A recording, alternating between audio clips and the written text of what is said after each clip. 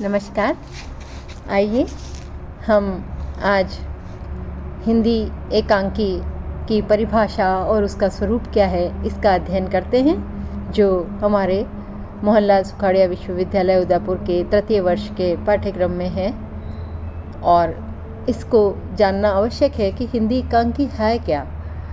तो एकांकी का जो स्वरूप है उसके संबंध में हम देखते हैं। एकांकी की परिभाषाएं, विभिन्न विद्वानों ने एकांकी की परिभाषाएं उसके स्वरूप को समझने में सहायता की है। देखिए, कलेवर की दृष्टि से हिंदी आधुनिक जो हिंदी नाटक के वर्ग किए जा सकते हैं उनमें एकांकी और अनेकांकी। एकांकी शब्द का अर्थ है एक अंक वाला, अर्थात नाटक का वह रूप जिसमें केवल एक अंक का ही विधान किया जाता है, एक अंक ही पर ही एक रचना का निर्माण किया जाता है, वह एकांकी कहा जाता है।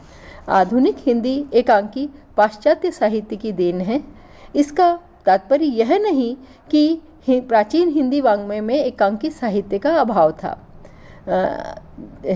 भारत के में जो नाट्य साहित्य का इतना ज़्यादा विकास हुआ था कि उसके इतने अधिक रूप विकसित हुए थे कि एकांकी के भी भिन्न भिन्न रूप यहाँ प्रचलित हुए हैं।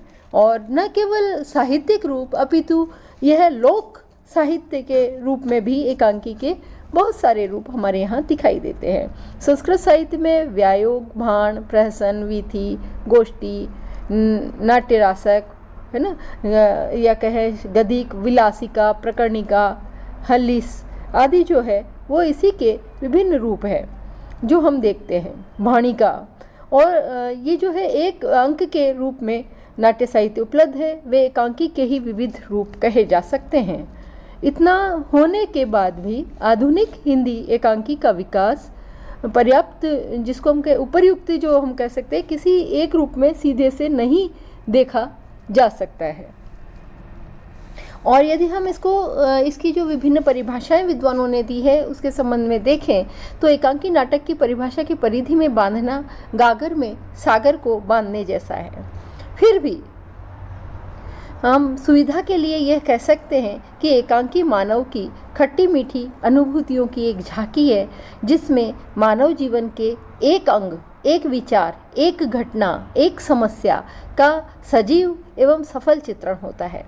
एकांकी की परिभाषा अनेक विद्वानों ने अनेक ढंग से दी है, जिसके अंदर हम सबसे पहले देखें कि नगेंद्र की परिभाषा इसमें बहुत ही प्रसिद्ध है। तो इस संबंध में देखते हैं कि एकांकी में नगेंद्र ने जो परिभाषा दी है उसके अंदर कि एकांकी में एक अंक, विस्तार की सीमा, कहानी जैसा, जीवन का एक पहल, एक महत्वपूर्ण घटना, एकाग्रता व संकलन त्रय जो होता है उसको आवश्यक माना जा सकता है, और इससे बद्ध जो रचना है वह एकांकी कहलाती है। हम उपेंद्र नाथ अश्क के संबंध में कहें, ये छोटे कैनवेस पर ही एकांकी का प्रमुख तत्व मानते हैं। इनकी दृष्टि में एक अंक एवं एक दृश्य वाला एकांकी सर्वश्रेष्ठ है। एकांकी अधिक बड़ा नहीं होना चाहिए, इनका ये कहना है। हम डॉक्टर सत्येंद्र ने भी इस संबंध में बहुत अच्छे विचार रखे हैं, तो हम उनका भी जानते हैं। देखो, एकांकी में एक ही अंक होना चाहिए और एक ही दृश्य, उसमें स्थल और काल का संकलन होना चाहिए। एकांकी स्वतंत्र टेक्निक वाला साहित्य का एक भेद है, उसमें स्थल और काल का समुचित संकलन अनिवार्य है। तो इस प्रकार से इन्होंने जो है, जिसमें हम एक और प्रमुख डॉक्टर राम कुमार वर्मा, उन्होंने बहुत अच्छे एकांकी लिखे हैं। तो उनका भी एक विचार हम देखते हैं कि वे स्वयं बहुत अच्छे एकांककार हैं, तो उनकी परिभाषा इतनी महत्वपूर्ण है। वे कहते हैं कि एकांकी में एक ही घटना होती है और वह घटना नाटकीय कौशल से ही कौतूहल का संचय करती हुई चरम सीमा तक पहुंच जाती है। उसमें कोई अप्रधान प्रसंग नहीं रहता। विस्तार के अभाव में प्रत्येक घटना कली की भांति खिलकर पुष्प की भांति विकसित होती हुई प्रतीत होती है, जिसमें लता की तरह फैलने की उच्छृंखलता नहीं होती, अगर केवल पुष्प की तरह वह होती है। तो इतनी सुंदर सी इन्होंने भिन्न रूपकों के आधार पर इसकी परिभाषा दी है। अन्य में हम गोविंद त्रिगुणायत की परिभाषा भी ले सकते हैं, इन्होंने भी अच्छी परिभाषा दी है। देखिए, एकांकी वह लघु नाट्य रूप है, एक परिस्थिति, एक घटना या भावना जनित संवेदन की अभिव्यक्ति किसी संघर्ष के सहारे, चाहे वह बाह्य रूप हो या आभ्यंतरिक अभिनयात्मक शैली में इस प्रकार की जाती है कि उसमें प्रभाव का उद्बोध हो और उस उद्बोध के से दर्शक और पाठक दोनों की रागात्मिका जो वृत्ति है, यानी हृदय की जो एक प्रेम करने वाली या एक सबको हृदय को छू लेने वाली जो रागात्मिका वृत्ति है, वह तिल मिलाकर तरफ जाती है या अभिव्यक्त होती है। ये त्रिगुणायत जी की परिभाषा कही जा सकती है। इसी प्रकार से गुरु शरण अवस्थी ने भी कहा है कि एकांकी में एक सुनिश्चित सुकल्पित लक्ष्य, एक ही घटना, परिस्थिति एवं समस्या और उसके निर्देशन में चातुरी को आवश्यक कह सकते हैं और उससे निर्मित जो रचना है वह एकांकी कही जाती है। तो इस प्रकार से विभिन्न एकांकियों की जो परिभाषाएं आई है उसमें हम यही कह सकते हैं कि एकांकी एक अंकीय नाट्य रूप है जिसके अंतर्गत समग्र जीवन का चित्रण नहीं होता, अपितु किसी एक संवेदना, एक तथ्य या प्रसंग की प्रस्तुति ही इसमें होती है। यह बात महत्वपूर्ण है कि वह अकेला प्रसंग ही अपने आप में संपूर्ण होता है। उसका एक प्रसंग किसी के आश्रित नहीं होता, क्योंकि उसकी अपनी खूबियाँ ही इतनी है कि उसे अपनी पूर्णता के लिए किसी का मोहताज होने की जरूरत नहीं होती। अर्थात वह अपने आप में, जिस प्रकार मुक्तक काव्य के अंदर मुक्तक रूप होता है वैसे ही एकांकी का रूप होता है, तो वह अपने आप में पूर्ण होता है। अब हम अगला देखें। हमने कहा जैसे कि पहले माना या कुछ भी सब भी मानते हैं कि ये पाश्चात्य का रूप है, लेकिन हम ये मानने के लिए पूरी तरह तैयार नहीं है, क्योंकि मैं आपको यहाँ पर जो पहले भी बता चुकी हूँ इसी वीडियो में और अब भी बता रही हूँ कि जैसे भाण, प्रहसन, वीथी, नाटिका है ना, या हम कहें प्रेक्षण, गोष्ठी, रासक, ये इतने सारे स्वरूप हैं जिसको हम एकांकी कह सकते हैं, जो बहुत पहले से हमारे यहाँ पर प्रचलित थे। संस्कृत के नाट्य रूपों के लिए एकांकी शब्द भले ही प्रयुक्त न हुआ हो, किंतु यह सत्य है कि संस्कृत में एकांकियों का पर्याप्त प्रचार था। हाँ, इन एकांकियों का झुकाव आदर्श की ओर था और जबकि आधुनिक युग मानव जीवन की ओर विशेष निकट से देखा जा सकता है। इस प्रकार से हम ये भी कह सकते हैं कि एकांकी जो है यथार्थोन्मुख होता है, यथार्थ की ओर अपने जीवन को उसको विशेषताओं को व्यक्त करता है।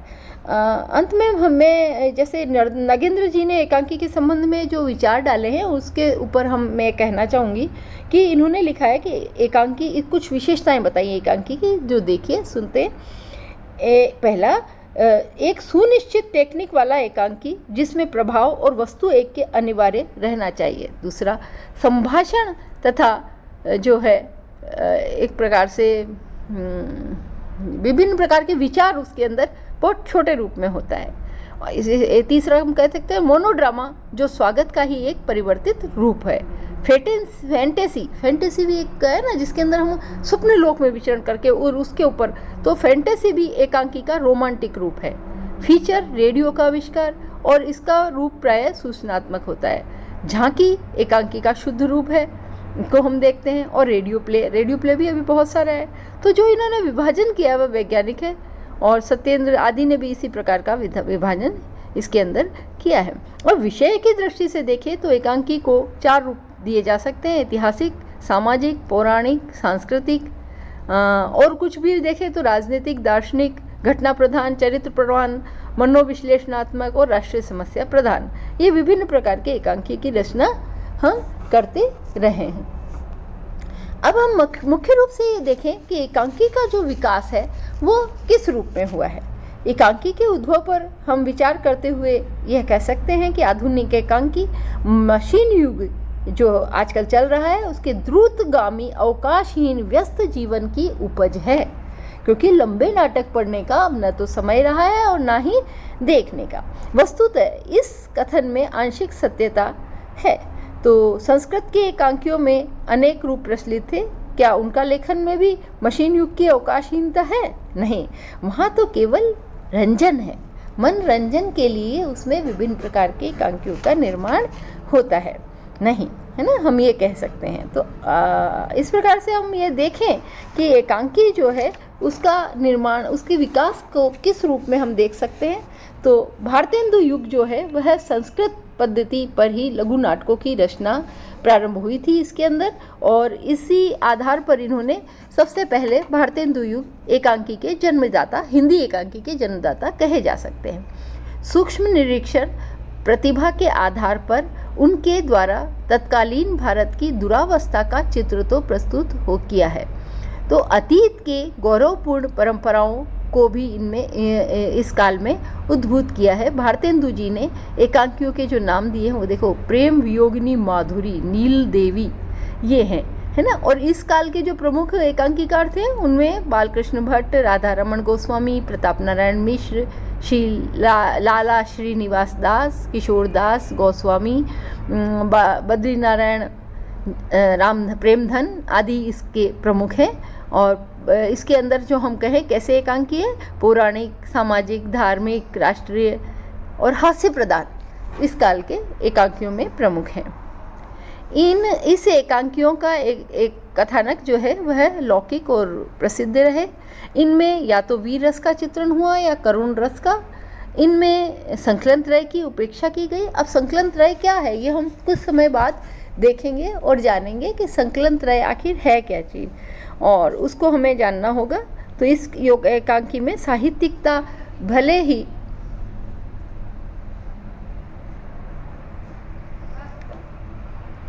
मैं एकांकी के संबंध में ये कहूँगी कि जो एकांकी बनाई गई है उसके अंदर इस भारतेंदु युग में वो बहुत ही सरल विषयों की एकांकी थी और एकांकी का प्रारंभिक युग था। दूसरा हम देखते हैं द्विवेदी युग। भारतेंदु युग की विकसित एकांकी द्विवेदी युग में आकर पाश्चात्य प्रभाव से संप्रभावित होने लगी। परिणामतः एकांकियों के स्वरूप में परिवर्तन होता चला गया। इस काल में एकांकियों के माध्यम से जीवन की समस्याओं को विशेष अनुराग से देखा गया।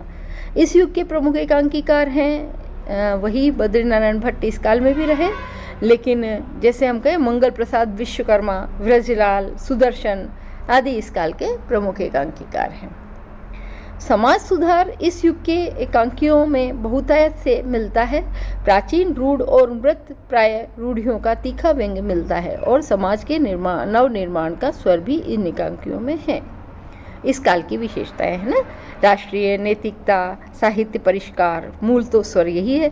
तो पौराणिक आदर्शवादी प्रवृत्ति इस युग की प्रमुखता है। मौलिक और अनुदित दोनों ही प्रकार के एकांकी विकसित हुए इस समय में, और इस काल में लिखे गए एकांकियों के माध्यम से लेखकों ने सामाजिक जागृति और नव निर्माण को ही अपना लक्ष्य बनाया। शिल्प विधान की दृष्टि से पारसी प्रणाली जो थिएटर की आई थी वो विकसित हुई। आदर्श प्रतिष्ठात्मा मूल्यों के प्रति आश्वस्ति इस एकांकी की प्रमुखता है। तो अब हम देखते हैं आधुनिक जो एकांकी है वे। आधुनिक युग एकांकी के विकास की सही दिशा आधुनिक युग में, छायावादी युग में हमें दिखाई देती है। इस प्रकार से विभिन्न विषयों पर एकांकी की रचना इस काल में होने लगी। आधुनिक एकांकी का मूल स्वर रचना यथार्थवाद रहा। वर्तमान एकांकीकार जो समाज में थे उन्होंने बहुत सुंदर एकांकी लिखे, जिसमें राम कुमार वर्मा, सेठ गोविंद दास, उदय शंकर भट्ट, उपेंद्रनाथ अश्क, लक्ष्मी नारायण मिश्र, लक्ष्मी नारायण जो है स्वयं, जगदीश चंद्र माथुर, विष्णु प्रभाकर, ये इस समय के प्रमुख एकांकीकार थे। और हम आज अब वर्तमान स्वतंत्रता के बाद के ये एकांकियों में भी इन्होंने निर्माण किया। और आज की जो हम एकांकी देख रहे हैं इसमें तकनीक का विकास होने के कारण आज जो है एकांकी विभिन्न तकनीकों को सहारा लेकर लिखे जाते रहे हैं, जिसके अंदर थोड़ी सी साहित्यिकता की कमी आई है, और वह हम दूरदर्शन और जो हम कहें सोशल नेटवर्किंग उसके आधार पर भी कई तरह के एकांकियों की रचना हुई है, जिसके अंदर हम इससे अभी जो है उससे पहले वाली पीढ़ी में हम प्रभाकर माचवे, मोहन राकेश, नरेश मेहता, भारत भूषण आदि की एकांकियाँ हैं जिनमें बौद्धिकता बहुत ज़्यादा दिखाई देती है और कल्पना, कला, भावुकता इनकी प्रधानता है इन एकांकियों में। और इस प्रकार से एकांकी का विकास निरंतर चला जा रहा है, पर वो समय के साथ साथ अपने रूप को भी परिवर्तित करता हुआ निकलता चला जा रहा है। तो अब हम जो प्रमुख प्रवृत्तियाँ इस पर विचार डाला हमने, और प्राचीन और नवीन एकांकियों में क्या अंतर आया मूल रूप से यह हम देख सकते हैं। आज के एकांकी में जो चित्रण में की अपेक्षा आंतरिक संघर्ष प्रधान है। पहले के एकांकियों में समस्या का स्थूल चित्रण होता था, किंतु आज का जो एकांकी है वह सूक्ष्म गहराई के द्वारा व्यक्त होता रहा है। और इसमें हम देखेंगे जो नया एकांकी है उसके अंदर मन में उठने वाली वासनाएं, प्रेम, ईर्ष्या, अहम, प्रतिहिंसा आदि जो भावनाएं हैं ये मुख्य रूप से दिखाई देती रही है। इस प्रकार से एकांकी मनुष्य के अत्यंत निकट होने वाली रचना हम कह सकते हैं एकांकी को। और यह हमारी एकांकी का विकास है। अगले वीडियो जो आएगा उसके अंदर हम एकांकी के तत्वों का वर्णन, विश्लेषण करेंगे। धन्यवाद।